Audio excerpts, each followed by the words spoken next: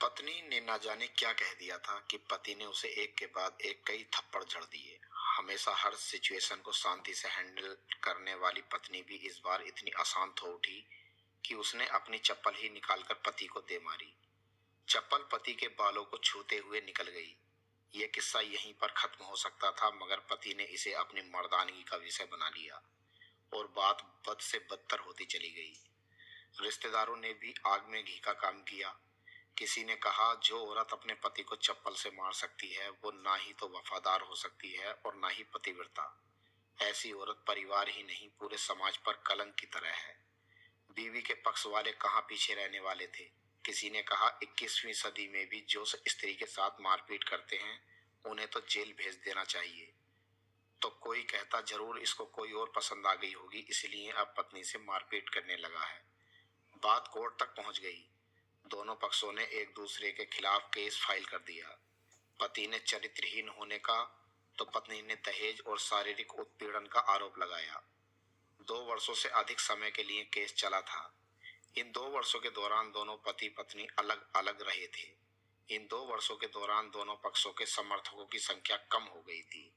पहले जहां दोनों पक्षों में समर्थकों का समूह होता था, अब गिने चुने लोग रह गए थे। पति और पत्नी दोनों की आर्थिक स्थिति भी इस समय के दौरान नीचे गिर चुकी थी। जिन्हें वो अपना शुभचिंतक समझ रहे थे, पैसों की बात आते ही उन्होंने भी अपना पल्लड़ा झाड़ लिया था। अगर कोई देने को राजी भी हुआ तो मोटे ब्याज की शर्त पर। आखिरकार वही हुआ जो सब चाहते थे, तलाक। हर कोई खुश था, दोनों पक्षों के रिश्तेदार, उनके माता पिता और दोनों के वकील। लेकिन 5 साल की सुखद शादी और एक सुंदर बेटी होने के बाद मिले इस तलाक से पत्नी मूक थी और पति शांत। शायद ये एक इत्तेफाक ही था कि इस खुशी को मनाने के लिए दोनों पक्ष के लोग एक ही चाय की टपरी पर बैठे, आमने सामने। इत्तेफाक इसलिए क्योंकि ज्यादातर लोग जो एक दूसरे के विरोध पक्ष को सपोर्ट कर रहे थे, वे एक दूसरे को अच्छे से जानते भी नहीं थे। पति पत्नी भी इन सभी से दूर एक दूसरे के सामने मेज पर बैठे। पत्नी ने पति से कहा, अब तो खुश हो गए ना, तुम्हारे मन की जो हो हुई है। मुबारक हो, तुम भी तो आज जीत गई हो। मुझसे तलाक तो तुम्हें भी मिल गया है, तुम्हें मुबारक, पति ने कहा। तलाक को तुम जीत का प्रतीक समझते हो, पत्नी ने पूछा।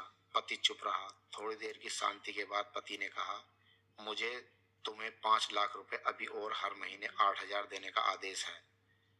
अभी मेरे पास पैसे नहीं है, इसलिए मेरा जो सिटी में फ्लैट है उसे तुम्हारे नाम कर देता हूँ।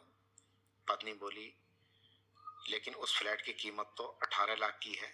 हाँ, लेकिन हमारी बेटी तुम्हारे साथ है और आगे जाकर उसके खर्चे भी बढ़ेंगे, तुम्हें थोड़ी आसानी होगी। पति ने कहा, नहीं नहीं, मुझे सिर्फ 5 लाख ही देना, और तुम हर महीने 8,000 तो देने ही वाले हो, मैं मैनेज कर लूंगी। अगर 5 लाख नहीं है तब भी कोई बात नहीं, पत्नी बोली। दोनों फिर से शांत हो गए। पति सोचने लगा, कितनी भोली और समझदार है ये औरत, जो कुछ समय पहले तक मेरी पत्नी थी और अब अनजान। ये वही है जो कम से कम खर्चे में घर चलाती और पैसे बचाकर मेरे जन्मदिन और बर्थडे पर हमेशा मेरे नए कपड़े खरीद कर लाती। कभी बीमार भी हो जाती तो पैसे बचाने के लिए मुझे मालूम न होने देती और घरेलू नुस्खों से अपना इलाज कर लेती। मगर घर में कोई और बीमार होता तो तुरंत डॉक्टर के पास लेकर जाती। मेरी ही मति मारी गई थी, मैं ही अपनी झूठी मर्दानगी के चक्कर में इतनी बड़ी गलती कर बैठा। पत्नी के दिमाग में भी उथल पुथल चल रही थी। अभी भी वैसा का वैसा ही है। पहले भी खुद से ज्यादा हमारे बारे में सोचता था और अब भी वही कर रहा है। ये वही आदमी है जो मुझे एक्सीडेंट से बचाने के लिए खुद मोटरसाइकिल के आगे कूद पड़ा था और अपनी उंगली तोड़वा बैठा था। पता नहीं कौन सी मनहूस घड़ी में मैं झगड़ा कर बैठी। पति ने चुप्पी तोड़ते हुए पूछा, अब तुम्हारी कमर का दर्द कैसा है? ज्यादा तकलीफ तो नहीं होती? पत्नी हल्की सी मुस्कुराई और बोली, अभी नहीं होता है, अब तो पेट में भी दर्द होता है। वो तो होगा ही, तुम योगा या कसरत भी तो नहीं करती हो, अब किसी डॉक्टर को जरूर दिखा देना। पति ने कहा, तुम बताओ, तुम्हारा अस्थमा कैसा है अब? क्या आप भी दौरे पड़ते हैं? पत्नी ने पूछा। हाँ, पड़ते हैं, पहले से ज्यादा, क्योंकि अक्सर इनहेलर भूल जाया करता हूँ। याद दिलाने वाले के लिए तुम जो नहीं हो अब, पति बोला। पत्नी की आंखों में आंसू आ गए। वो बोली, तुम्हें मेरे चरित्र पर सवाल नहीं उठाने चाहिए थे, तो ये परिस्थिति आती ही नहीं। हाँ, मैं जानता हूँ, तुम बहुत अच्छी हो, मुझसे गलती हो गई, बहुत बड़ी गलती। मैं लोगों के बहकावे में आ गया था। पति बोला। तुमने भी तो मुझ पर दहेज का इल्जाम लगाया था। वो बोला। गलत था और इस बात का मुझे भी पछतावा हुआ। पत्नी ने कहा। पति कुछ कहना चाह रहा था लेकिन हिचकिचा रहा था। पत्नी ने पूछा, कुछ कहना चाहते हो? वो बोला, क्या सब पहले जैसा नहीं हो सकता? क्या मतलब? पत्नी बोली, मतलब कि हम फिर से पहले की तरह पति पत्नी बनकर, सच्चे दोस्त बनकर नहीं रह सकते? पति बोला, पर ये तलाक के पेपर दिखाते हुए पत्नी ने कहा। फाड़ देते हैं। पति ने अपने पास रखे तलाक के पेपर फाड़ते हुए कहा। पत्नी ने भी अपने पास रखे पेपर फाड़ दिए। सभी हैरान थे, वकील, रिश्तेदार और माँ बाप। पति पत्नी दोनों एक दूसरे के हाथ में हाथ पकड़े अपने घर की तरफ चले गए।